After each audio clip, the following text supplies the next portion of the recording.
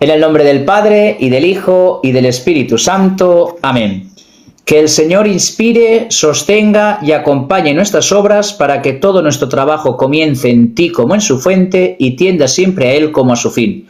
Por Jesucristo nuestro Señor. Amén. Amén. Ánimo. Pues nada, hoy ha sido así improvisado, las cosas bonitas salen así.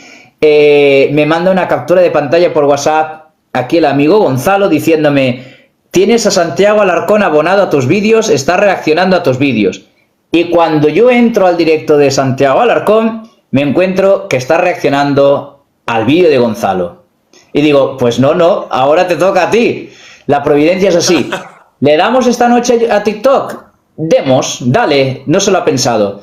Pero, ¿quién es Gonzalo? ¿Quién es Gonzalo? Bueno, aquí estoy. Hoy me toca estar de este lado ya sin pelear porque hemos tenido con el padre nuestras escaramuzas. Pero bueno, mi nombre es Gonzalo y soy acá de Buenos Aires, de Argentina. Católico converso desde el protestantismo hacia abrazar la fe católica. Estoy por cerca de cumplir 1 año y 2 meses de haber abrazado la fe católica y en cumplir el 24 de junio 6 meses de haber tomado mi primera comunión. Y bueno, el casamiento también, el sacramento de la penitencia, de la reconciliación, ¿no? Del casamiento y la primera comunión. 3 sacramentos el mismo día. Y Gonzalo, si tuviéramos que hacer un recorrido vital de su vida espiritual, Gonzalo nace en una familia cristiana, pero no católica, ¿o sí? No, cristiana, pero pentecostal. En el pentecostalismo de hueso colorado, como quien dice. Desde chiquito a mí mis padres me llevaban a las campañas evangelísticas, a las cruzadas, ¿no? Acá, de milagros, noches de gloria, etcétera, de corte pentecostal, ¿no? Tengo un lindo recuerdo, o sea, era chico, así que no tengo nada que criticar, pero sí, No, me acuerdo de 6, 7 años. Claro, sí. Y no, pero en el seno de una familia cristiana de corte pentecostal. Y dentro de esa vida pentecostal vas creciendo, vas madurando, vas viviendo tu fe y llegará un momento en que empieza a pasar algo en tu vida para que a día de hoy, después de 1 año y medio, hayas pasado de la confesión pentecostal a la iglesia fundada por Cristo, una santa, católica y apostólica. ¿Desde cuándo, por decirlo de una manera, podríamos decir que empieza tu vida pentecostal a tambalearse? ¿Qué pasa en tu vida pentecostal para que empieces a conocer el Evangelio de otra manera más concreta, más diferente? El tema fue el siguiente, el tema de mi adolescencia, comenzar a leer libros, me acercó la teología más de corte reformada, una teología más bautista, con tintes calvinistas, un poco más, entre comillas, serio, un cristianismo más clásico, un protestantismo mucho más clásico, mucho más ¿Serio? antiguo, por así decirlo. Sí, o sea, te vas alejando de una iglesia nacida en el siglo XIX a una iglesia reformada siglo XVI, pero el calvinismo precisamente es duro, el calvinismo es muy legalista, es muy rígido. ¿Y cómo acabas, por decirlo de una manera, en ese calvinismo, en esa iglesia reformada? ¿Cuál es tu vivencia?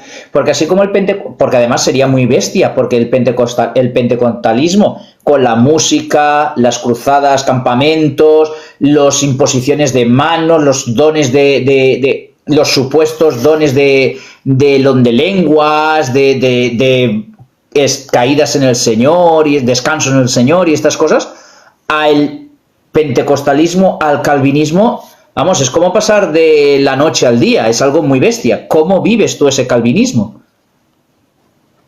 Bueno, el tema es el siguiente. Yo empecé a notar que en las iglesias pentecostales se hablaba mucho de esta mística, ¿no? Esta cosa sobrenatural, se hacía mucho hincapié en eso y no tanto en la formación cristiana con base en la Biblia y demás.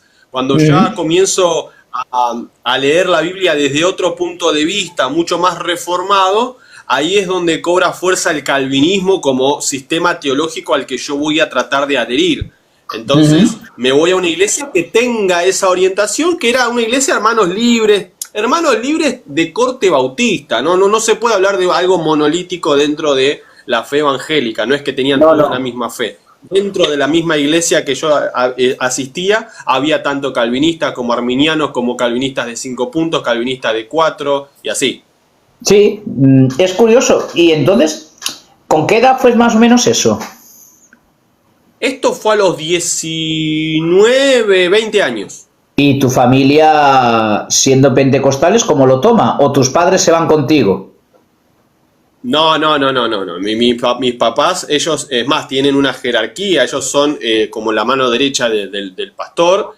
Son diáconos pentecostales y entonces no lo toman muy mal, lo toman con cierto desagrado, pero no es que me dejaron de hablar ni nada por el estilo, ni que me condenaron, ni nada por el estilo. Simplemente no les gustó mucho la idea de que yo me vaya de la congregación a otra congregación un poco muy diferente. Claro, pero por lo menos... No, lo tomaron bien, pero fue... Claro, pero no es la ramera. Como no es la ramera, no pasa nada. Exacto, no es la gran Babilonia. Se puede consentir, pero entonces la pregunta es, ¿y tú con 18 años, tus padres, por decirlo de una manera, tus papás, cómo conciben entonces ese versículo de Efesios de un solo Señor, una sola iglesia? Si tú directamente estás en la calvinista ahora y ellos vienen de la pentecostal, ya tenemos 2 iglesias. ¿Cómo empiezas tú a cuadrar estas cosas en tu cabeza? Porque si hay una sola iglesia, ¿cómo es posible que ahora estés en 2, tus padres en una y tú en otra, y además totalmente diferentes? Bueno, de esas incoherencias yo me voy a servir justamente en mi transición desde la fe bautista, un poco más reformada, hacia, tratar de empezar a leer los padres de la iglesia, y ahí es donde comienza mi cortocircuito con los padres apostólicos, con la tradición de esta iglesia, para mí, hasta el momento corrupta, desconocida por su corrupción. ¿Por qué me voy a interesar en la historia de la iglesia católica si yo ya sé que es corrupta? Entonces ahí no va a ser hasta ese momento que yo no me voy a preguntar, pero si hay una sola iglesia y hay varias denominaciones, como que algo no cuadra. No puede haber muchas verdades, no puede haber muchas iglesias, no puede haber muchas tradiciones verdaderas. Entonces, no va a ser hasta ese momento en el que yo me voy a plantear esa pregunta. Claro, tú quieres ser honrado contigo mismo porque algo no te cuadra. Claro, es más, padre, mire, el tema fue el siguiente. A mí me invitaron yo hacía contenido cristiano, evangélico en las redes sociales, y esto surge por una invitación a un debate. A mí me invitan a debatir un chico católico llamado Nicolás, y yo como lo único que sabía del catolicismo era que yo lo odiaba. O sea, yo nunca fui anticatólico en sí, pero como algunos personajes que hoy andan por ahí, ¿no? Pero sí no adhería a las ideas.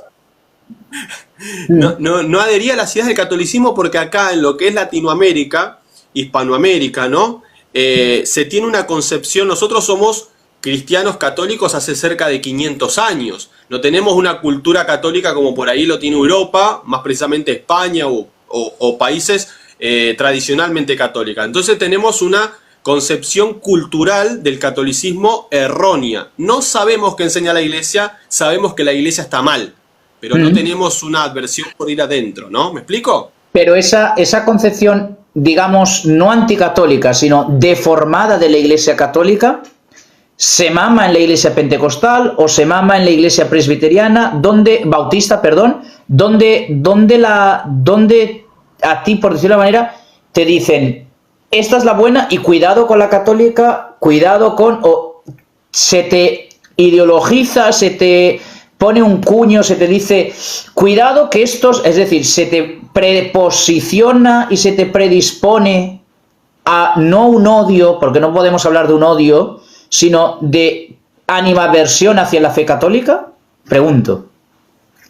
Sí, bueno, podés encontrar diferentes factores. Uno justamente es la cultura, ¿no? Esta idea de hace 70, 80 años de que la cultura católica se ha perdido. O sea, hoy me toca venir acá a misa, a la parroquia donde voy, y la gran mayoría son personas ancianas, octogenarias. Entonces, la tradición católica que era transmitida por parte de los padres, abuelos, etcétera, ya no se transmite como antes. Entonces, en las diferentes iglesias también se transmite esto de que la Iglesia Católica es la gran ramera, etcétera, etcétera, etcétera, pero también la cultura influye muchísimo en la toma de decisiones como para tener este pensamiento de que la Iglesia Católica está mal.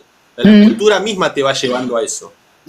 ¿Y a ti te sucedió, porque esta entrevista no hay nada preparado, estamos al aire, ¿a ti te sucedió esto de, por ejemplo, ver que la pentecostal en la que habías militado de pequeño y que tus padres pues forman parte de la jerarquía, en la bautista estás congregándote, tienen diferentes enseñanzas, si seguramente también transitarías en tu estudio pues por presbiterianas, por luteranos, por neopentecostales? Me imagino que harías un estudio antes de elegir la presbiteria, la calvinista.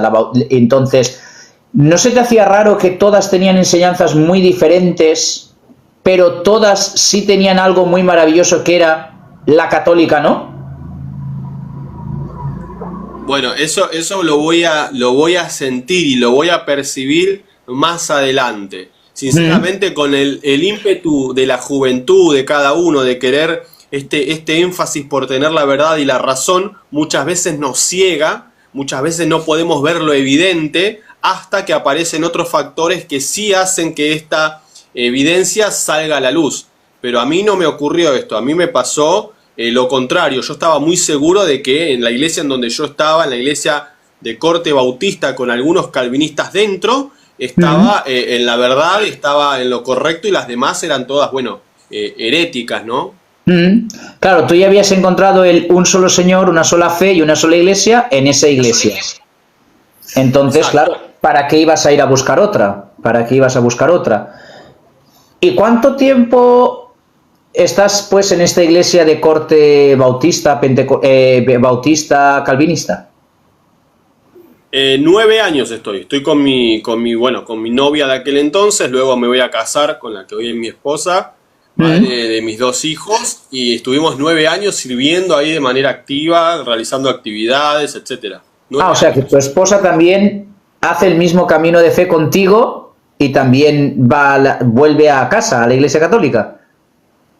Exactamente, con ella transitamos aproximadamente 1 año estuvimos, ahí en el tire y afloje, alguna que otra discusión entre los dos porque no entendíamos cosas, pero sí, los dos caminamos juntos y llegamos al mismo buen puerto, ¿no? Gracias a Dios. Es algo maravilloso.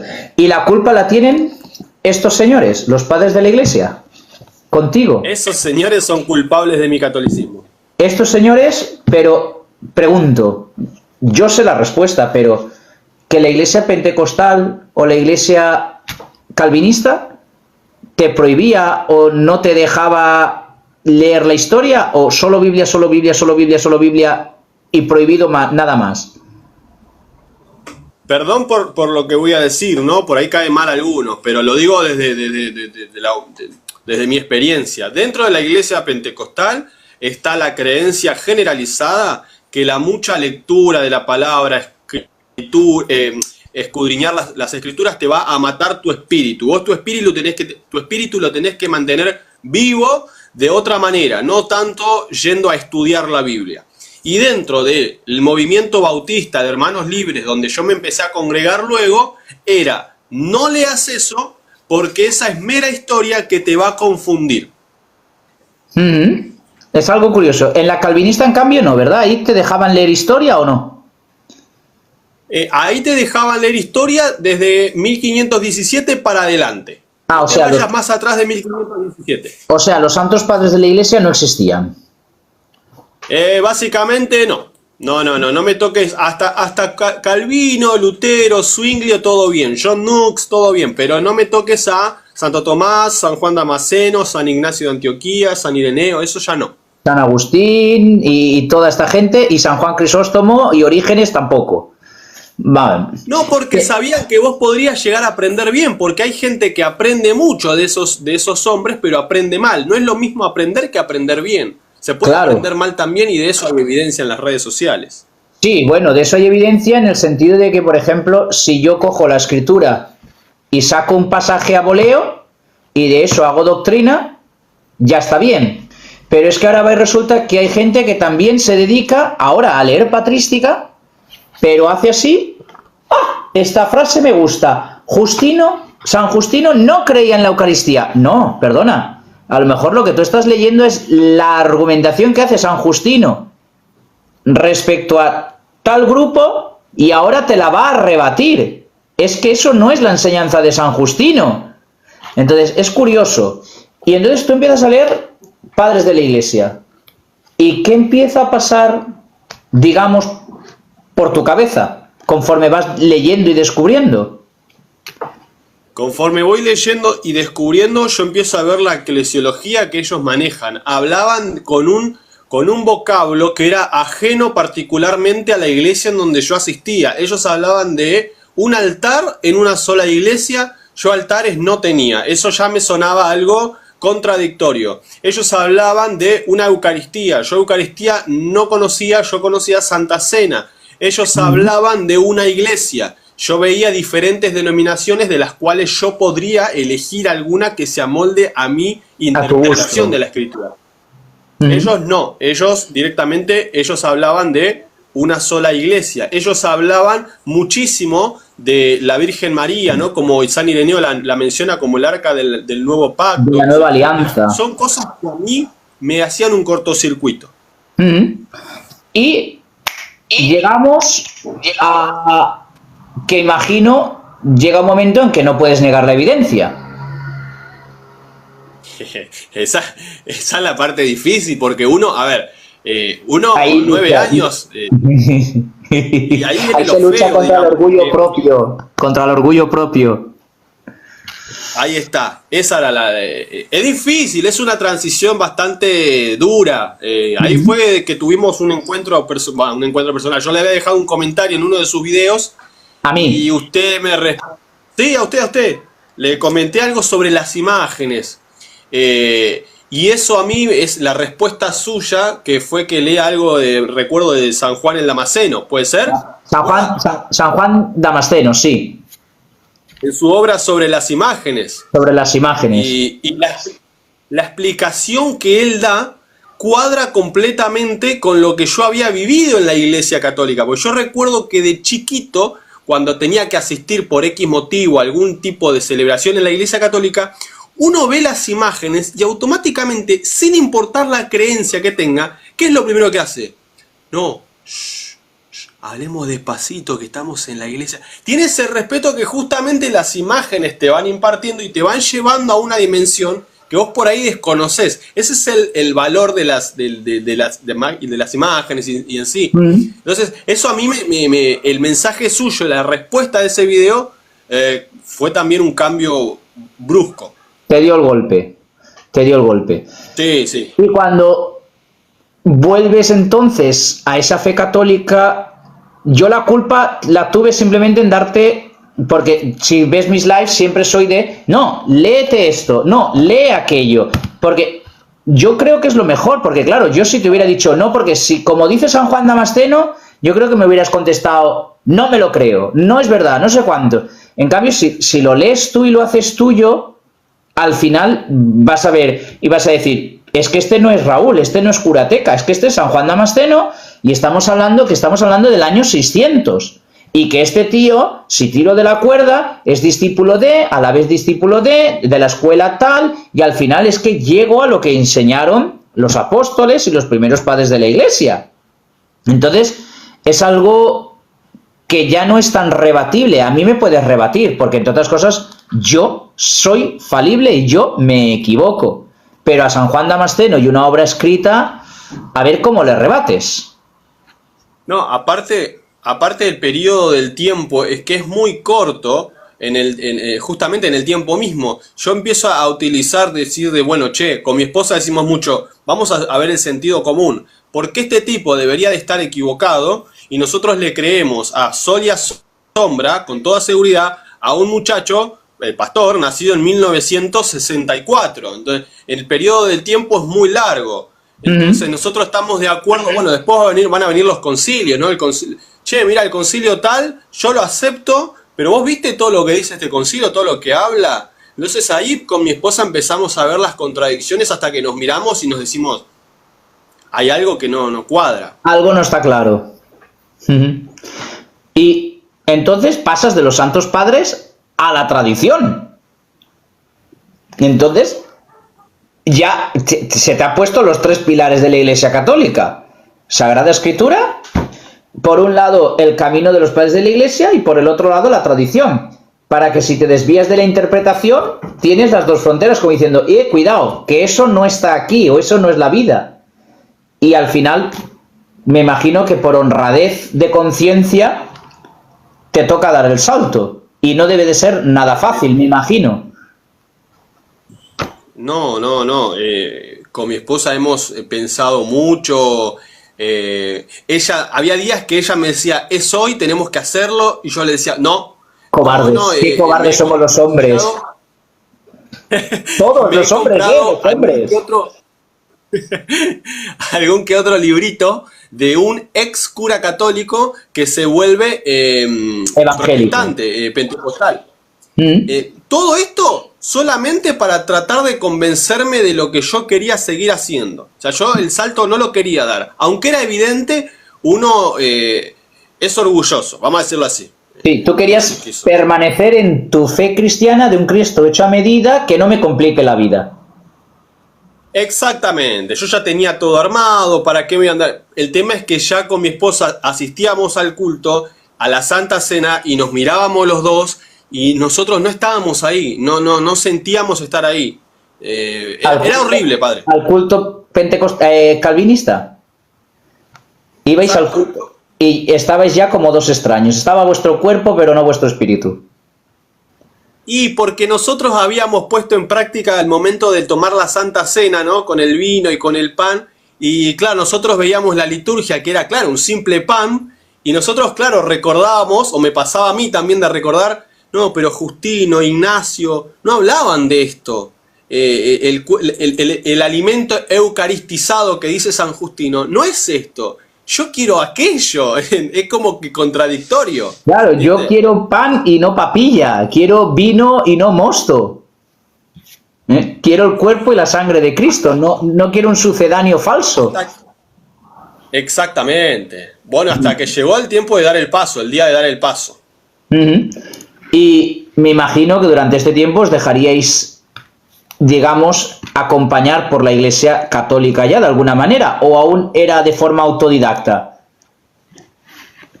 No, era de forma autodidacta. De lo único que yo me servía era de algún que otro video en YouTube de algún apologista católico al que yo pudiera llegar a ver sus videos y encontrar alguna que otra falla o contradicción. Para entrar a por él. Claro, para entrar por ahí. El tema es que yo podía entrar por ahí, pero estaría siendo deshonesto en algún que otro punto. Porque yo qué podía hacer o qué yo puedo llegar a hacer. Yo puedo apelar a los diferentes errores humanos, vamos a llamarlo así, porque estamos en una red social, de los diferentes curas del clero católico. Pero pederastas, se puede decir que habían curas pederastas, habían curas ladrones, habían curas violadores y todo lo que verdaderamente la Iglesia Pentecostal te había dicho. Sin ningún problema. Como nosotros no monetizamos estas cosas, las cosas claras. Eran criminales. Y como criminales era algo que, como a mí, me huele, me molesta y me echa para atrás. Exacto. Ahora la pregunta es, ¿enseña la Iglesia eso? ¿Eso es parte de la doctrina de la Iglesia? La respuesta es no. Entonces, ¿cómo entrar por ahí? Claro, ¿cómo entrar por ahí? Pero es una de las típicas bromitas y cosas que, por ejemplo, hacen gente como Edgar Pacheco, el cura Fiducias, este curita mariposón, como hacen un vídeo que tiene con un heraldo del Evangelio hace poco. Entonces, es muy bonito atacar, pero cuando estabas en cultos, por ejemplo, pentecostales o calvinistas, la Iglesia Católica iba allí, os atacaba, os mostraba vuestras armas, o suele ser al revés. Cuando estabas en el pentecostalismo y todas estas cosas, no sé, por decirlo de una manera, me hace gracia que todas tengan doctrinas diferentes, pero a la hora de unirse solo se unen en un punto en común, ¿qué es? a por la católica, a por el Papa, a por los romanistas, como dicen algunos. Exactamente. Y el punto Dentro flaco del es, protestantismo, claro, y el punto flaco es, este es un pederasta, este es un violador, y como ese, todos. Me imagino que lo vivirías, te lo contarían o te lo insinuarían. es que es la clásica, o sea, ir contra la doctrina de la iglesia, si vos querés ir, no vas a llegar a buen puerto. Si vos querés ir por las flaquezas del ser humano, y vas a poder llegar tanto como en el clero católico como en el clero pastoral evangélico, o sea, somos seres humanos. El tema es que yo quise, en ese debate que a mí me desafían, yo dije, no voy a hacer lo que hacen siempre, no voy a ir a un debate a pasar vergüenza, a atacar hombres de paja. Quiero adentrarme adentro de las filas del catolicismo, ver de dónde enseñan estas locuras que enseñan y destruirlo por dentro. El tema es el siguiente, cuando voy adentro de las filas del catolicismo y ver dónde o de dónde sacan estas cosas que enseñan, todo empieza a cobrar una lógica que antes yo no conocía. Y te sorprende para bien o para mal. Le digo la verdad, Sorpréndeme. me sorprende en un principio, me sorprende para mal. Muy bien. No, No te gustó. no me Perfecto. gustó. A ver, ¿a quién le gusta la idea de saber que está equivocado y errado? A nadie, La mano, lógica. ¿quién se despierta? A nadie, Se lógicamente. despierta y dice, ¡ay, qué lindo! Estoy re equivocado, qué alegría.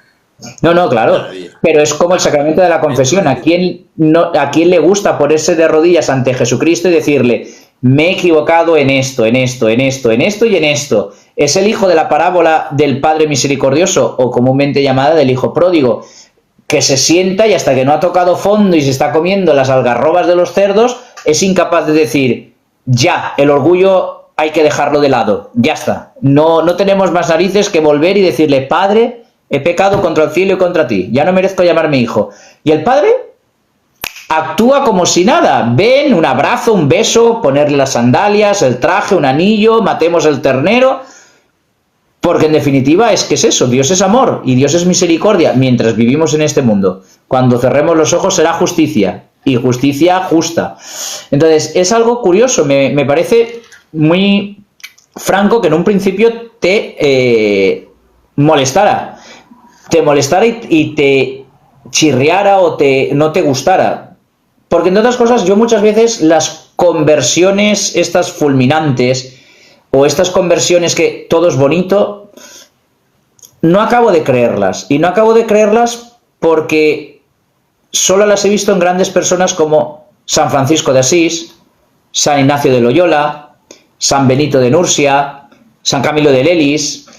En cambio, los demás, empezando por uno mismo, necesitamos todos los días de conversión, todos los días necesitamos de reconocer nuestras culpas, nuestras fallas. De hecho, la Eucaristía siempre empieza igual. Después de signarnos y pedir que el Espíritu y la paz del Espíritu esté con nosotros, reconozcamos nuestros pecados, porque somos pecadores, somos pecadores. Es algo curioso. Me gusta que seas en ese sentido muy honrado con tu conciencia, muy honrado con tu conciencia. Es algo que hoy en día también suele fallar mucho.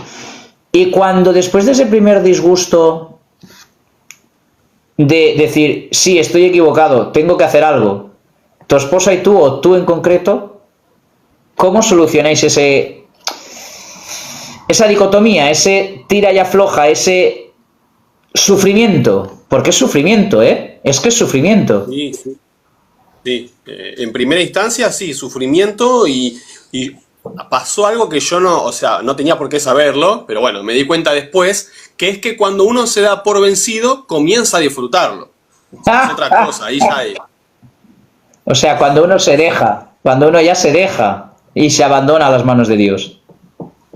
Claro, exactamente. Yo venía pasándola mal porque venía peleando contra algo que quería romper una pared que era irrompible. Entonces, frustración tras frustración. Cuando me dije a mí mismo, no voy a pelear más, ya está, listo, ya es demasiado, de golpe te encontrás disfrutando tu camino, disfrutando tu conversión. Y a mí mis hermanos católicos, los primeros me decían, estás transitando tu conversión, disfrútala, y yo empecé a disfrutarla. La verdad que sí.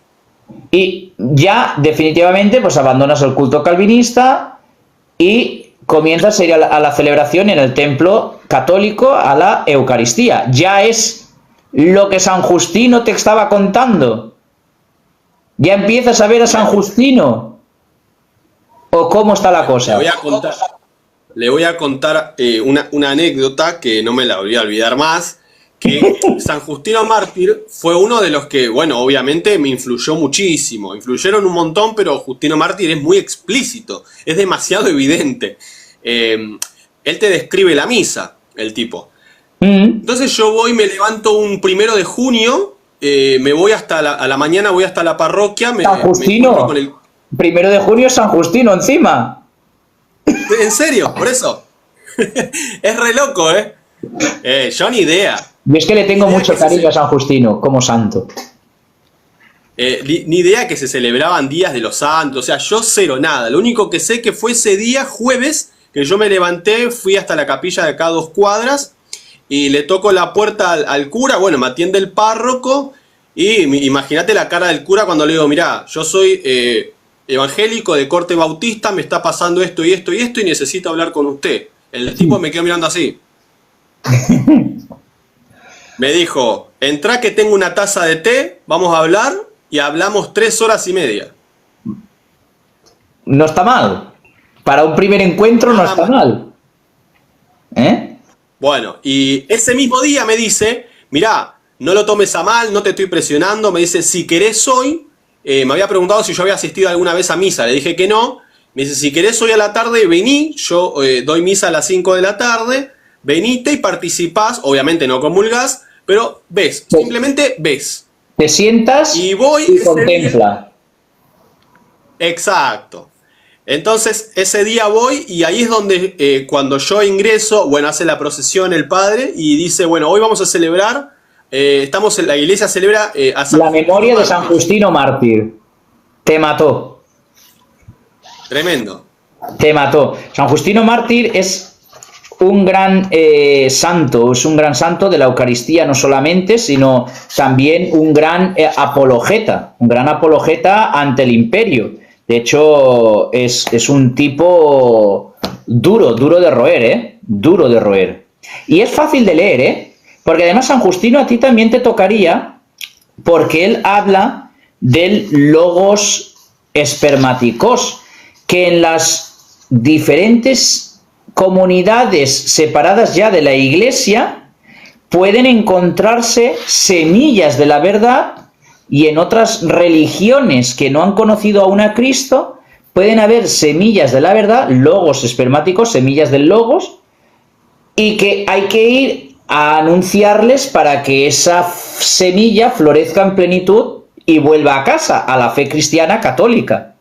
Me imagino que eso también a ti, viniendo de donde venías, sería como, no como un puñal, sino como una caricia, como diciendo, ahora está germinando mi semilla.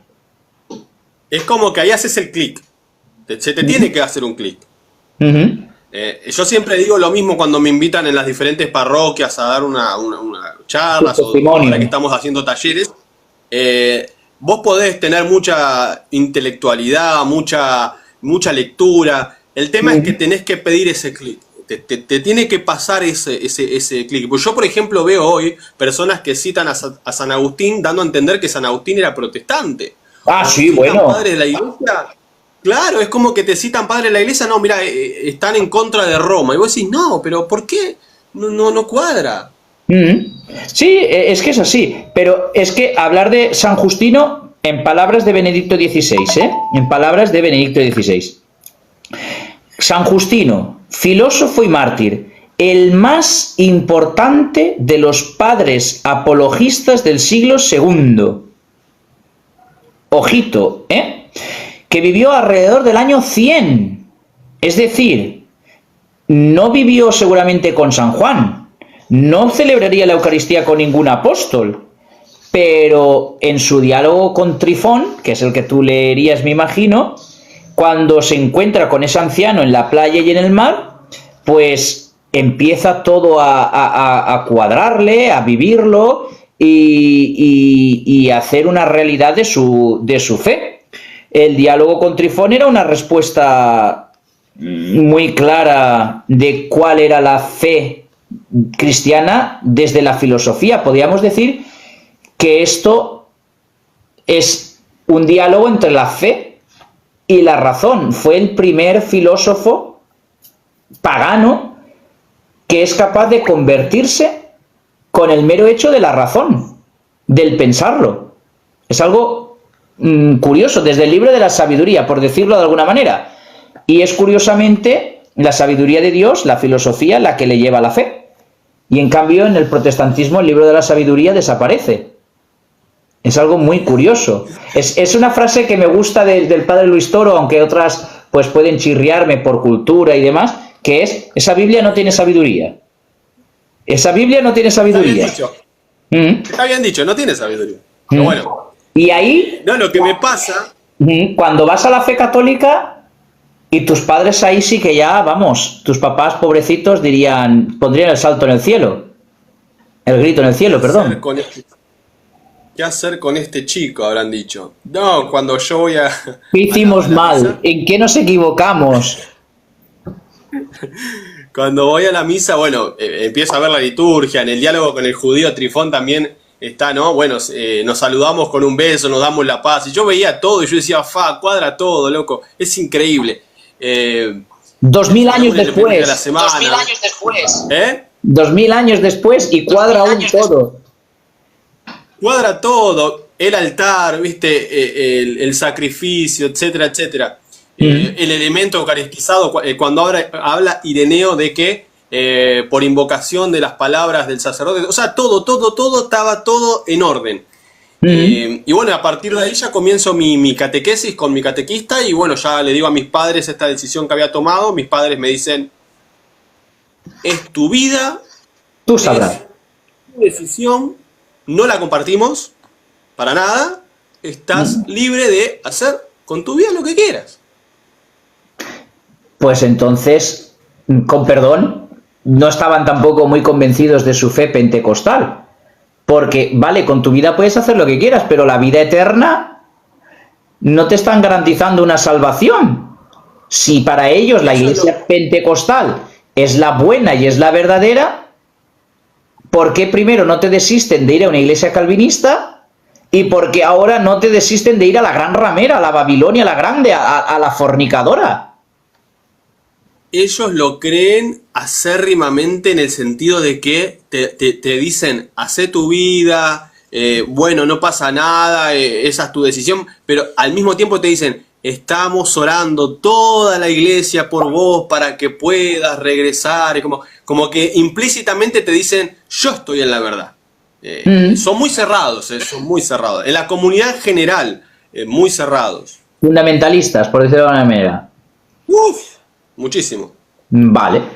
Y cuando empiezas tu itinerario, digamos, se llama el RICA, el Ritual de Iniciación de Catequesis de Adultos.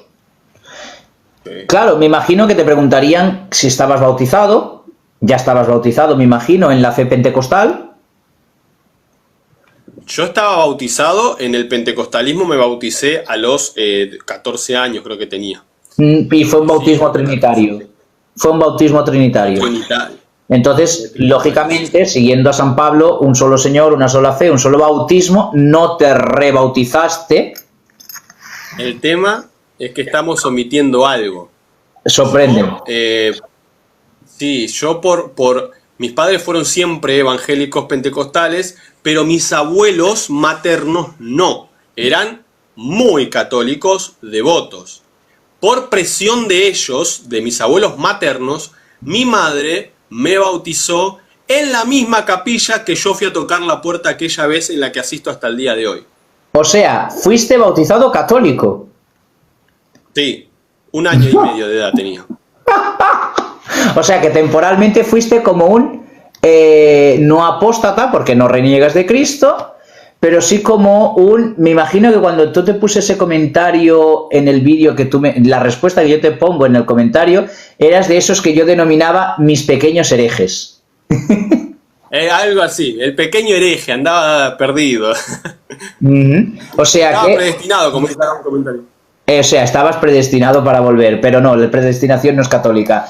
Y entonces empiezas el itinerario de formación y te preparan para un acto de adhesión a la Iglesia Católica, es decir, te explicarían la fe católica, que es el credo niceno, te explicarían el credo apostólico, es decir, en qué cree verdaderamente la Iglesia y no en lo que a ti te habían contado que la Iglesia Católica creía, ¿no? Exactamente. Me tocó un sacerdote, un párroco, muy formado, es un doctor en teología y con mucho apego a la tradición. Muy celoso de la tradición. Entonces me tuvo así, derechito, y bueno, obviamente no tomé la comunión hasta tiempo después de haber entendido y comprendido lo que él quería que yo comprenda. Él se aseguró, nos juntábamos semanalmente, con mi catequista también, Gabriela, le mando un abrazo gigante, que me tuvo mucha paciencia, me supo encaminar, sacarme mis dudas, acompañarme de acá también, porque no estaba muy bien, que digamos, anímicamente, ¿no? Me imagino. Así que no, re bien. Me imagino, porque suele ser un poco, yo digo esquizofrénico, es una enfermedad bastante seria como para denominarlo así, pero es un poco bipolar, porque claro, sufrir, entre comillas, la interpretación de la Biblia desde el pentecostalismo con chillidos, gritos, el show, la música, noche de milagros, de sanación y todas estas cosas, a pasar al corte calvinista, serio, rígido, puritano, a encontrarte con la verdad católica en la cual no todo me conviene, pero soy libre, opto yo porque Dios me ha liberado y demás. Yo me imagino que, claro, la dirección espiritual, un buen sacerdote o un buen catequista o un buen religioso ayuda mucho a encauzar un poco todo ese, no quiero llamarle traumas porque no son traumas, pero todo ese desorden religioso que se puede vivir en los movimientos pentecostales, me imagino. Sí, no, fue muy traumático, pero ya te digo, a partir de que vos te das por vencido, que te dejás llevar, que te dejás moldear, en un punto me dije, pará, si yo estoy acá por dejarme moldear y ser dócil y ser honesto conmigo mismo, ya está, como quien dice, estamos en el baile, vamos a bailar. Y desde aquel entonces, pues empieza tu periodo, acaba tu periodo y la Iglesia, en nombre de ese sacerdote y de ese catequista, me imagino que te dirían qué quieres hacer, es decir, te dan a ti la decisión, no te obliga a nadie, porque como ya te has formado con nosotros, ahora tienes que hacerlo. Me imagino que tu decisión, como manda el derecho canónico, como manda la libertad de los hijos de Dios, te dirían, nosotros ya te hemos enseñado lo que podíamos enseñarte. Ahora decides tú. ¿Qué pasa? ¿Fue así? ¿Qué pasa a partir de eso? ¿No fue así? ¿Qué pasa a partir de ahí? Sí, en un momento dado, cuando yo ya íbamos de a dos con mi esposa, ella tenía su lugar, su momento, yo tenía el mío. Ambos compartíamos acá en casa lo que habíamos visto en la catequesis, lo que habíamos escuchado, cómo nos estaban orientando, y nos dimos cuenta que, bueno, el matrimonio en sí no era válido, que teníamos que poner un orden, regularizar nuestro estado matrimonial, y nosotros mismos fuimos los que exigimos o pedimos, en buen término, el sacramento primeramente de la confesión. Luego para mi esposa el de bautismo, que ella no era bautizada por Iglesia Católica, siempre fue evangélica, ella se bautizó, y en el mismo día también, bueno, pudimos tomar la primera comunión, que fue el 24 de diciembre, día Navidad. Ay, pero según tus padres o según el pentecostalismo, la Navidad no está en la Biblia. ¿Qué haces celebrando la Navidad, hijo mío? Así es. Ay, señor, madre mía, es que entraste por la puerta grande, a la Iglesia Católica, vamos, como un elefante en una cacharrería. Es curioso, es curioso. No, es bestial. Y desde entonces, yo recuerdo, lo voy a contar, me das permiso, de aquí no hemos hablado antes, pero lo voy a contar. Me mandas un intercesor, porque yo te había bloqueado, porque después de mi respuesta fuiste bastante incisivo, a veces un poco no hiriente, sino, digamos, despectivo a las contestaciones que yo te daba. Y yo te tenía bloqueado en TikTok y automáticamente me mandas un intercesor y me dicen, oye, que hay por ahí un chaval que se llama Gonzalo, que estuvo contigo una vez en un live y se peleó contigo, o que le contestaste y no le gustó la respuesta y que quiere hablar contigo. Y mi respuesta en un principio fue, ni pensarlo, fue muy mal educado, no quiero saber nada en estos momentos, que siga estudiando y ya más adelante. Pero a la semana siguiente me vuelve a insistir esta persona, me sabe mal, porque es que me está hablando bien, mira, tiene esta cuenta, entra a mirarlo, porque si de verdad no ha ido a la Iglesia Católica, está haciendo muy bien el papel de católico. Y entonces, háblale, por favor, háblale, porque... Y ahí fue donde yo dije, vale, porque vino la siguiente frase, quiere pedirte perdón. Y yo le dije, no tengo nada que perdonarle, pero si lo necesita, dale mi teléfono. Y empezamos a hablar, no, dale mi Telegram. Y empezamos a hablar por Telegram.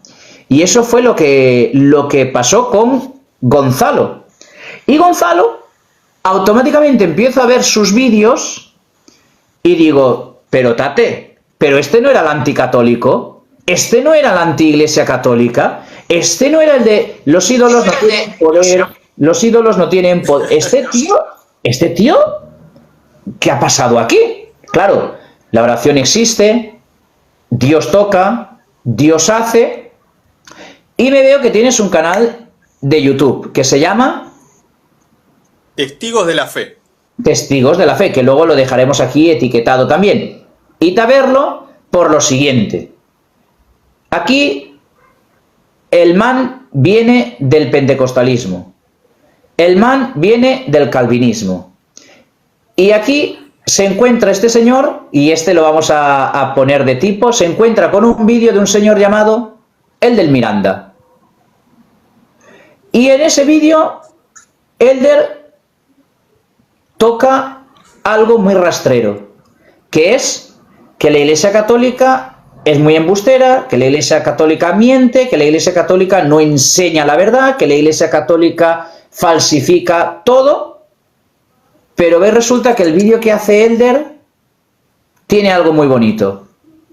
Te lo dejo para ti. Cuéntalo tú, Gonzalo, que fuiste el que desmonta las mentiras de este chico, que en definitiva no sé a qué confesión pertenece. Es un misterio, pero, a ver, hasta acá, la intercesión de los santos, no querés creerla, no te cierra, no te cuadra, no la ves, bien, no pasa nada. La virginidad perpetua de María, no te cierra, no la ves, está bien, hasta acá, no pasa nada. Ahora, el tema es la mentira. Cuando uno empieza hay un trabajo de edición, de cortar, de pegar, de ver cómo poderle mentir a la gente, eso ya hay una malicia ahí propia de alguien que no es cristiano, propio de alguien que después no se puede parar en un púlpito a decir, prediquemos la verdad, la verdadera doctrina de la verdadera iglesia, etc. Entonces se agarra un pedacito de un video del padre Luis Toro en donde se dice, Cristo fracasó en la cruz, Cristo se acabó en la cruz acabó a Cristo, una cosa así. Yo dije, esto no puede pasar. Qué raro que el padre Luis Toro haya dicho esto. Luego reaccionó a otro pastor que exactamente al mismo clip reacciona del padre Luis Toro, donde el padre Luis Toro, Cristo murió en la cruz, fracasó. ¿Qué hago? Hago un trabajo minucioso de ir a las fuentes originales. Yo estoy estudiando, no sé si, nunca lo dije, pero estoy estudiando para profesor de historia acá en Argentina. Yo sí lo sé. Entonces nos han enseñado a trabajar con fuentes, siempre a corroborar las fuentes, que sean evidencia sólida a la hora de realizar hipótesis. Y cuando voy a las fuentes, lamentablemente, para mi sorpresa, veo que eso que él decía, el padre Luis Toro decía supuestamente, era en referencia a lo que él cree que hacen los evangélicos. Por algo ellos se rehúsan a tener esto presente. Es decir, la premisa de Elder Miranda y del otro pastor es una falsificación, es un cortapega. Eso es como si ahora que yo he hablado del señor Pacheco diciendo es que todos son pederastas, corta ese clip diciendo, ¿veis cómo Curateca está afirmando lo que todos decimos? Exactamente algo así. Lo cual me parece bastante deshonesto para alguien que pretende predicar la sana doctrina de su iglesia. Entonces, claro, hago un video mostrando esto que el padre Luis Toro dice que es el pensamiento evangélico. Él dice, los protestantes piensan que... Y ahí empieza a decir. Es Cristo algo que el padre está diciendo que piensan los protestantes. Que Cristo fue acabado en la cruz, etc. Por eso llamo a retractarse, a que se retracte públicamente, porque por algo yo pedí un intercesor para poder pedirle perdón a usted, padre, porque cuando en la catequesis me mostraron así por arriba la vida de los santos, cosa que no se ve en el evangelicalismo, yo dije, estos tipos son tocados por la varita. San Bernardo de Claraval, Santa Teresita, San Francisco de Asís. Yo dije, yo debo de pedir perdón. La verdad es que fui bastante insolente, sentí un poco de vergüenza. Y la realidad es que públicamente me gustaría otra vez más decirle que bueno, pedirle el perdón, ¿no? Está todo perdonado. Y lo sabes, desde el primer momento, no te puse ninguna trapa. No te dije, no hay nada. Creo que la frase sería algo así como, no hay nada que perdonar porque yo ya lo olvidé. Creo que fue algo así. O sea, pero me chocó decir, pero si total, lo bloqueé después de haberle dado una respuesta válida. Pero él no ha querido cogerla. Y va y resulta que año y medio después me aparece que fue honrado con él. Fue a buscar la fuente que yo le di. La encontró, la leyó y tiró del hilo. Y entonces a mí me pregunto, ¿te sirvió de verdad? Sí, muchísimo. ¿Es válido lo que usted dice cuando lo tirás? Entonces, ¿es válido que yo en vez de rebatirte y decirte Éxodo 24 dice Salmo 115, que te diga, oye, mira, vete a buscar esto, léetelo? No es mejor, yo pienso que es mejor por el mero hecho, y lo explico así, hay gente que no lo entiende, hay gente que quiere caña. No sirve de nada, porque al final es un enconamiento de dos machitos y, como decimos en España, a ver quién la tiene más larga. Entonces, yo creo que es más bonito que uno coja, lo busque, lo lea y diga, ostras, pues es verdad. Y además, me ha costado trabajo, porque lo he tenido que buscar, lo he tenido que leer, lo he tenido que digerir y hacerlo mío. Y si esto es verdad, y yo quiero seguir creyendo que los ídolos no tienen poder, tendré que buscar a alguien que contrarreste o contradiga a este. Y a ver dónde lo encuentro.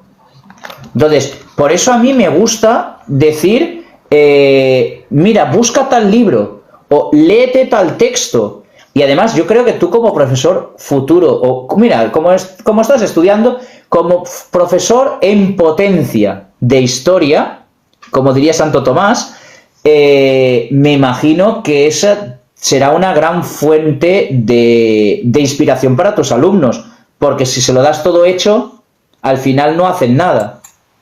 Entonces, yo creo que es una bonita fuente de inspiración poder decirle, por ejemplo, cuando estés explicando la Edad Media donde la Iglesia Católica era todo lo que era, me imagino que también te habrán enseñado, o que tú, honradamente, como profesor de historia, tendrás con remedio irremediable enseñar que gracias a los monasterios tenemos los textos de Platón, Aristóteles, Parménides, que gracias a la Edad Media y a la Iglesia tenemos la revolución agrícola con Cluny, que gracias a la Iglesia y a la Edad Media tenemos las grandes catedrales del gótico, que gracias a la Iglesia Católica comienzan las universidades, que gracias a la Iglesia Católica comienza, y así sucesivamente, esa Edad Media que a veces nos venden desde el evangelicalismo como la Iglesia de la Inquisición y del oscurantismo, no es tal,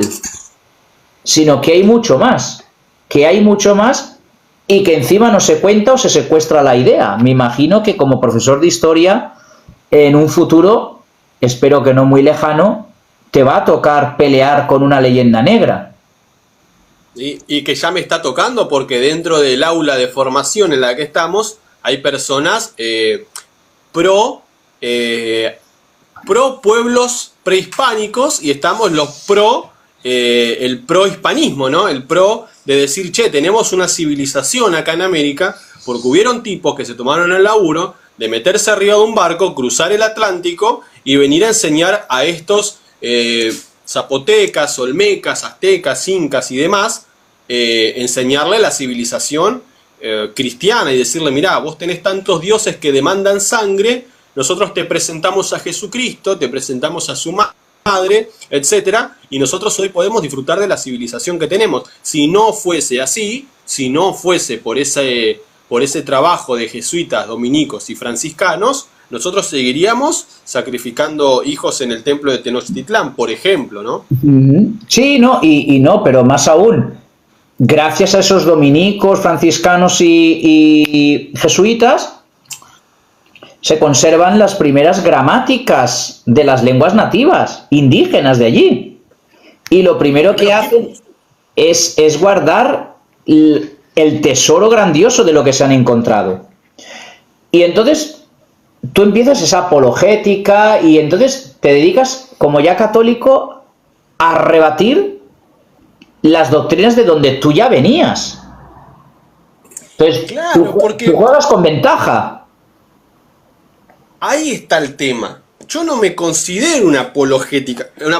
Todo el mundo me dice, no, pero todo lo que sabés, hermanito, y bla, bla, bla, bla, bla. Yo no sé mucho. El tema es que yo hago las mismas preguntas que me hacía yo y que no me pude responder, por las cuales no hay respuesta lógica que valga, y ellos mismos son los que están en mi mismo punto, digamos. Yo cuando hablo de la sola escritura, y yo digo, no, la sola escritura es la máxima autoridad, ok, está bien. Ahora, para cualificar y decir esto es escritura, tuvo que haber una autoridad externa a las escrituras. ¿Cuál es? ¿Se entiende? Es algo lógico. Claro. Sí, sí, pero igual que la sola escritura, el canon de 73 o 66, ¿quién da la autoridad para hacer esa Biblia? ¿Por qué se le llama Biblia? Me imagino que llegarías a ese texto maravilloso de Martín Lutero donde escribiendo a los príncipes alemanes les dice, pone escritura, pero el sola se lo he añadido yo para darle énfasis a una de las 5, que es sola escritura. Me imagino que todo eso iría apareciéndote en tu camino, como lastres que tú habías cargado porque sí. O cuando, por ejemplo, en una de sus explicaciones a sus traducciones, a él lo increpan, a Lutero me estoy refiriendo, por poner como en el saludo angélico, poner la muy favorecida o la muy graciosa. Él dice, es obvio que no está bien traducido, pero ¿qué se piensan? Que los papistas, gnósticamente, ¿no? Van a comprender esto. Y claro que sí, lo corrompió el mensaje. Una cosa es que jaritomene y otra cosa es muy graciosa. Acá muy graciosa es que cuenta buenos chistes, como quien dice. Sí, una humorista, sí, podría ser. Y de entre todas las cosas que podríamos decir más te chirriaban, más te resonaban en la cabeza como incoherentes del catolicismo, ¿cuál podría haber sido desde el inicio de tu camino a la casa de Dios? ¿Cuál podría ser la cosa que más a ti te explotaba la cabeza para decir, es que esto que me han dicho de los católicos, esto, ¿qué es lo que más, la doctrina que decían que los católicos hacían, que más te dolía la cabeza y decías, eso no es cristiano, eso no puedo aceptarlo? La Iglesia tiene autoridad. La Iglesia define dogmas, define doctrinas. Cristo ha dejado como cabeza de la Iglesia a Pedro, hoy el obispo de Roma. Eso fue fatal. Eso te dolía a ti mucho como pentecostal y como calvinista. Como evangélico en general. Eso no era algo que podía asimilar. No. O sea, el primado del Papa, el patriarca de Roma, el patriarca latino, es como decía Apocalipsis, con una mala interpretación, el gran tirano que viste de púrpura y escarlata y que no tiene ninguna autoridad. Yo pasaba del capítulo 14, de hecho, los apóstoles, pasaba al 16. No me quería ni detener en el capítulo 15 porque yo veía ahí algo que no cuadraba, que no cerraba, que era un montón de gente que se reunía en un concilio, tomaba decisiones. Esas decisiones luego van a ser dogmas, esos dogmas van a ser vinculantes. Y no me gusta. Claro, porque ahí vemos también mucho del primado de Pedro y por lo tanto de sus sucesores, que se reúnen en la iglesia de Jerusalén, donde es Santiago el obispo, donde escuchan a Pablo, donde escuchan a Pedro, donde la iglesia discute y reza, donde Santiago hace un resumen, pero si el obispo es Santiago, ¿por qué es Pedro el que dice, y a partir de ahora, pam, pam, pam, pam, pam? ¿Cómo es posible? Eso es lo solamente, y no solamente a partir de ahora, sino que esa iglesia, lamentablemente para mí, estaba siendo asistida por el Espíritu Santo. O sea, Pedro no dice, bueno, a mí me parece, y bueno, a nosotros. No, él dice, a mí me parece, a nosotros nos parece, y al Espíritu Santo. Al revés, al Espíritu Santo y nosotros. Siempre primero. Ahí está. O sea, es curioso. Claro, por eso el capítulo 15 de Hechos de los Apóstoles duele, chirría, joroba, molesta. Pero. Sí. Y el capítulo 12 del Apocalipsis, de esa mujer vestida de sol y demás, en el pentecostalismo, claro, sería la iglesia. En el carmelismo también sería la iglesia. Y para ti. En otras ramificaciones, Israel. ¿Y cómo llegas también a esa interpretación tú? ¿Cómo entiendes que verdaderamente se está refiriendo a María, aquella a la que cuando la serpiente la hiera en el talón, ella le herirá en la cabeza? ¿Cómo llegas a aceptar a María como Theotokos, como Madre de Dios? Porque eso, claro, aquí puedes intuir, pero la definición como tal está en la cuarta sesión del Concilio de Éfeso. ¿Cómo llegas a aceptar tú desde esa grandeza del evangelicalismo a la grandeza excelsa de aceptar que María es Madre de Dios? El tema es que esto está sujeto a una interpretación. En fin y en última instancia, vas a ser vos el que, mediante tu subjetividad y lo que quieras retener o lo que no quieras retener, vas a inferir vos en el texto. El tema es que, según el Catecismo de la Iglesia Católica, se dice que las Escrituras se deben interpretar a la luz de la tradición de la Iglesia. A la luz de la tradición de la Iglesia. Te encontraste con esto, que es el magisterio, los concilios. Te dio un tortazo. Entonces, este libro, nada pequeño, te dio un tortazo. Y claro, sí, claro que sí. Porque aparte cuadraba todo, porque ¿quiénes son esos hijos que guardan el testimonio de Jesucristo? Los hijos de la mujer. Nosotros. Pero si solo tuvo un hijo. Bueno, no. Según vosotros, María tuvo más hijos. Es algo también muy curioso.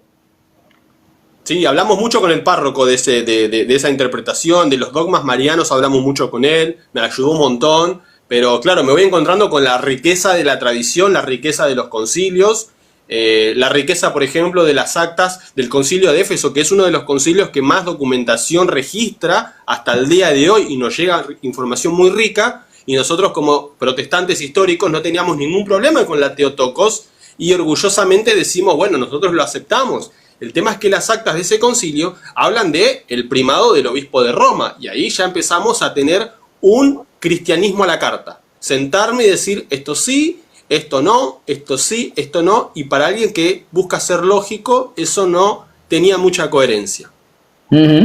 Correcto, entonces claro, entonces volvemos a ese tipo de vídeos y barbaridades que hacen los amigos tipo Cristian Izquierdo, el Pastor Gutiérrez, Elder Miranda y demás, que cortan por aquí, cortan por allá. Este es nuestro vídeo. Mirad el Padre Toro cómo mete la pata hasta aquí. Este es nuestro vídeo. Mirad Curateca cómo niega por allá. Mirad Francisco, el Papa, cómo dice lo que no dice la Biblia. Y entonces, a día de hoy, Esto es lo que tú estás haciendo en tu canal de YouTube.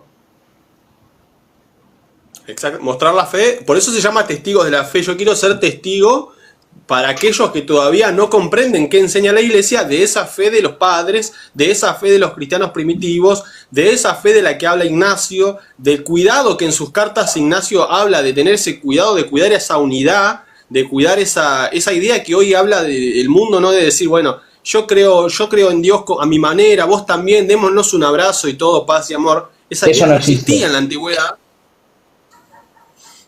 Eso.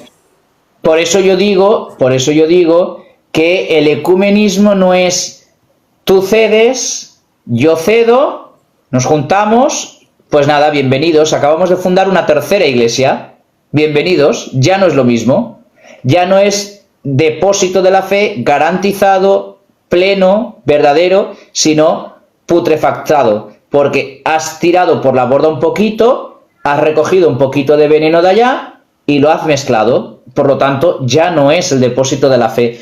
Y me ha gustado lo de Testigos de la Fe, el nombre de tu canal, porque también es uno de los, y me imagino que lo habrás cogido de por ahí, es uno de los nombres que pone mucho San Justino, ser testigos de la fe. Y hay un canto que aún se canta casi 2000 años después, porque hablemos que San Justino es del año 100, que es como granos de trigo, como gotas de agua que se funden en el mar. Todo ese texto es de San Justino. Es decir, los cristianos un pueblo formarán, como granos de trigo que se muelen, y este canto es de San Justino, esa letra. Es algo curioso. Sabía del texto de San Justino, no sabía del canto. No. Sí, no lo tenía ese. Como gotas que se funden en el mar. Es algo así, es decir, es un texto que claro, que habla de los granos de trigo que forman un solo pan y que ese pan se convierte en Eucaristía, que igual que el agua cae del cielo y empapa la tierra. Lo digo para los que no lo hayan leído, pero lo estoy diciendo en plan nada filosófico y nada precioso, al contrario de como lo hace. Ese es el de una espiga dorada por el sol, ese es el texto de San Justino. Ese es el texto de San Justino, el de la espiga dorada por el sol. 2000 años después, tú empiezas una comunión, empieza a repartir la comunión como sacerdote o como diácono. Una espiga dorada por el sol. Y se la sabe todo el mundo. Pero le dices, oye, ¿quién ha hecho ese texto? San Justino mártir, 2000 años después de un señor que estuvo en la Eucaristía de San Ignacio de Antioquía, posiblemente de algún apóstol, no lo sabemos. Si tiene que ser de algún apóstol, tendría que ser del apóstol Juan. Y es un tío capaz, San Justino, es un tío capaz de unir filosofía, fe y hacer crecer a la iglesia. Es algo totalmente bestial. Es algo bestial. Por eso por eso Benedicto XVI dice en una de sus catequesis de los miércoles, cuando realiza las catequesis los papas en la plaza de San Pedro, el mayor de los apologetas del siglo II. Cuidado. Y estamos hablando de que es del año 100, siglo II. Se come 100 años y él es el primero. No superado por nadie, San Justino, no superado por nadie. Es, como diría ahí en tu tierra nuestro querido amigo Santiago Alarcón o tú, es un capo. San Justino es un capo. Es brutal. Un crack. Sí, un crack. Y no sé, si nos hemos dejado algo por el camino de tu historia, de tu vida, algo que quieras contar, o a alguien que pueda ver este vídeo en un futuro en YouTube y haya llegado hasta aquí, que esté en alguna fe denominacional no católica. ¿Qué le dirías? ¿Qué le aconsejarías? ¿Qué le dirías que se preguntara? ¿Qué le dirías que buscara? ¿Por dónde le dirías, cuidado, creo que no estás en la correcta? Hay algo que nosotros como católicos tenemos y que queremos muchísimo y que nos gozamos cuando vamos, que es la Eucaristía. Como dice el futuro santo, ahora voy a tocarlo a cutis, la Eucaristía es la autopista al cielo. Y es la Eucaristía lo que hace la diferencia. Nosotros tenemos el acceso al Señor Jesús en el sacramento del altar, que es algo que no lo vas a encontrar en ninguna otra denominación cristiana. Yo no sé por lo que quizá está pasando en una persona o lo que le puedo llegar a decir, lo que me pasó a mí y lo que me ocurrió para empezar a disfrutar este camino, que fue darme por vencido. Fue tratar de ver las incoherencias dentro del movimiento protestante, donde hay gente con muchas buenas intenciones, muy buenas, ¿sí? No hay siempre personas malintencionadas. Aún así, debemos de estar atentos a las incoherencias que ahí se presentan y ver que hay una iglesia que Cristo fundó, que es rastreable en el tiempo, que los padres de la iglesia hablan de esta iglesia que tiene presencia por más de 2000 años y que la Eucaristía o la liturgia católica es la que vemos en el tiempo, en el paso del tiempo, con la Eucaristía como culmen de nuestra fe. Entonces, creo que eso es fundamental para reconocer a la Iglesia de Jesucristo. Es algo brutal. Y mira, no suelo leer el chat cuando estoy hablando con alguien, pero hay una pregunta que me impacta y que debería de hacértela, y de hecho te la voy a hacer. Y una vez recibes tu primera comunión, tú y tu esposa, o tu esposa y tú, ¿cómo ves la Eucaristía a día de hoy? ¿Qué es si tú tuvieras que contarle a tu hijo pequeño, a tu hija pequeña, qué es la Eucaristía, si tuvieras que hacer de catequista, porque la primera catequesis son los padres, ¿cómo le transmitirías qué vives, qué sientes, qué es para ti la Eucaristía?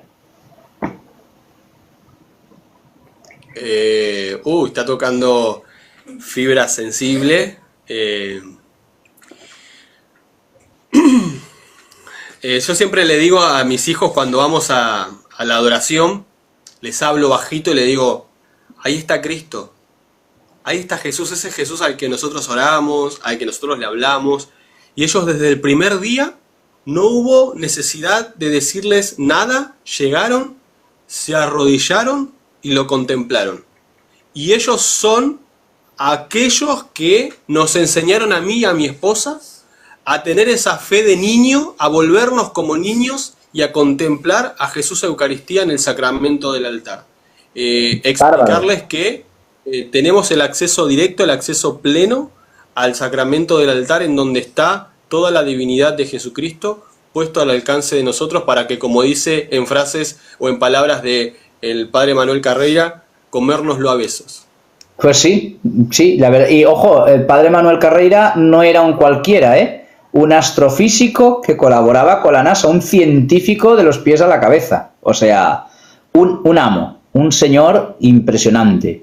Es algo curioso. Pues mira, tienes unos benditos hijos tocados por Dios, a los cuales, como dice el mismo Cristo, dejad que los niños se acerquen a mí. Ellos lo vieron enseguida, lo comprendieron enseguida. Así que es algo maravilloso. Pero antes de que abrieras la boca, me ha gustado porque tocaste fibras sensibles. Tenías la lagrimita fácil, Tenés la lagrimita fácil. Esa respuesta hubiera bastado, ya hubiera bastado ahí, porque se notaba.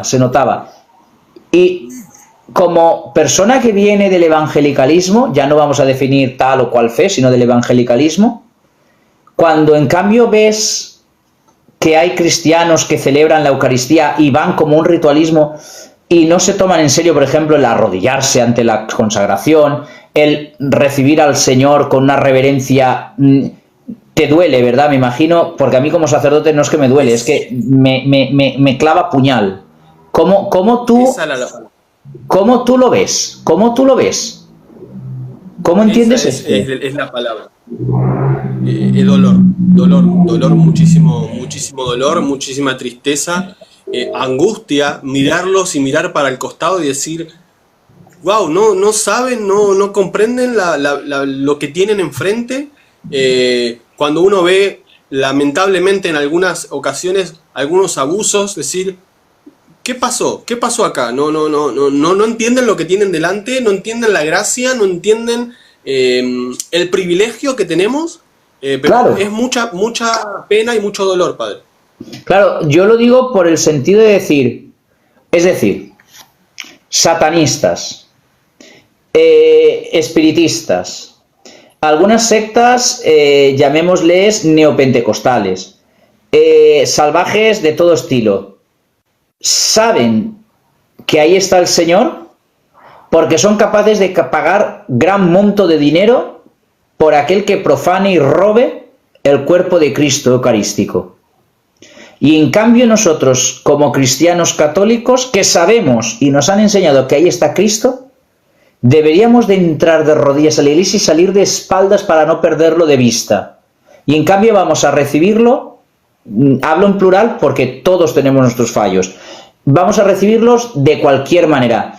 Hay 3 maneras de recibir la Eucaristía, pero leches, si la vas a recibir en la mano, hay veces que ves manos que dices, pero se te desgranó el boli aquí, tiraste la estilográfica por encima, no tuviste tiempo de lavarte ni siquiera las manos para recibir al Señor. Claro, yo ahí juego un poco y cuando veo esas manos me hago el loco y juego a la boca directamente, porque puedo hacerlo, pero me duele que a veces no valoremos la grandeza de tener al Rey de Reyes y Señor de Señores delante de nosotros y que no podamos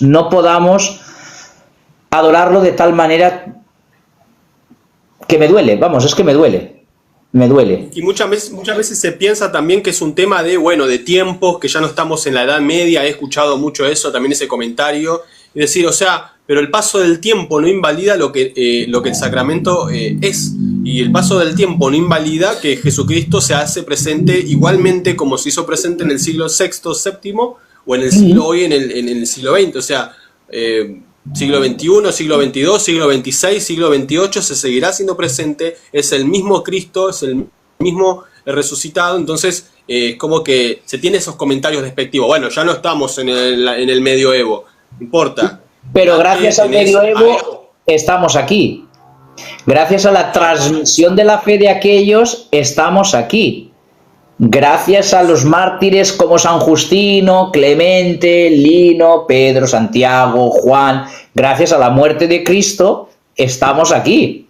O sea, es muy curioso cómo a veces, pues ahí es una protestantización de esa persona, porque denosta la historia para quedarse en el capricho, para quedarme en mi gustito, quedarme en mi, no sé, en mi sentir y gustar. Y entonces, claro, ahí yo siempre lo digo, los curas, los sacerdotes tenemos falta de no educar más y mejor a lo mejor a los fieles.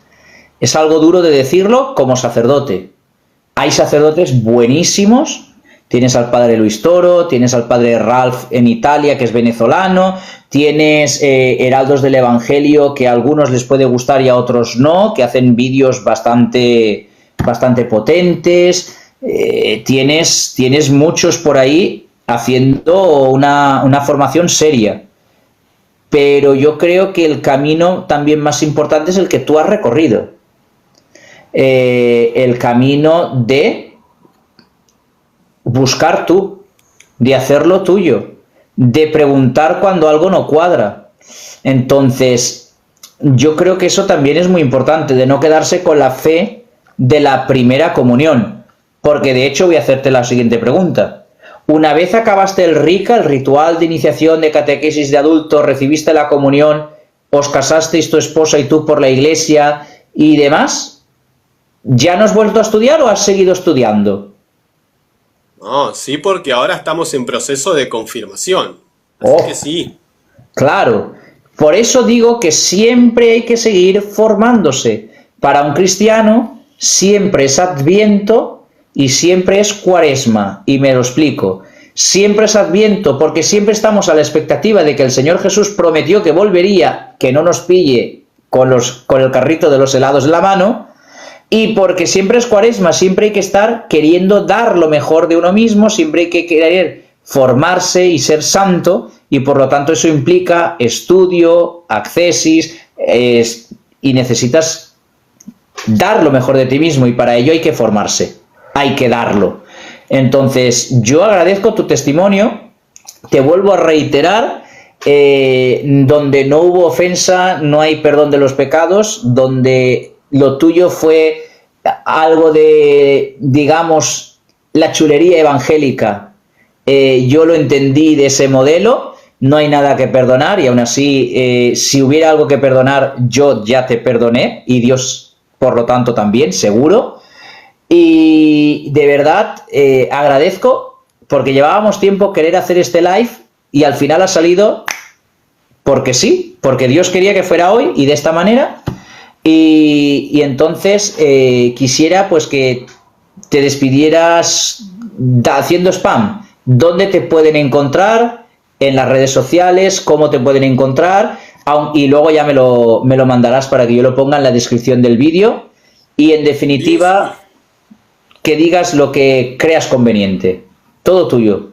Bueno, ahí estoy escribiendo el canal de YouTube para que me puedan seguir, que es Testigos de la Fe. Y bueno, nada, padre, agradecerle por el espacio en su live, la verdad que la pasé muy bien, hablamos largo y tendido, ya casi 2 horas, así que me parece, después del sopetón que sufrimos al comienzo, pero nada, muy agradecido por la oportunidad y obviamente por eximirme de las culpas que he cometido en algún pasado, así que gracias. Gracias. No hay ningún problema. Por ahí dicen que ya se han suscrito y demás.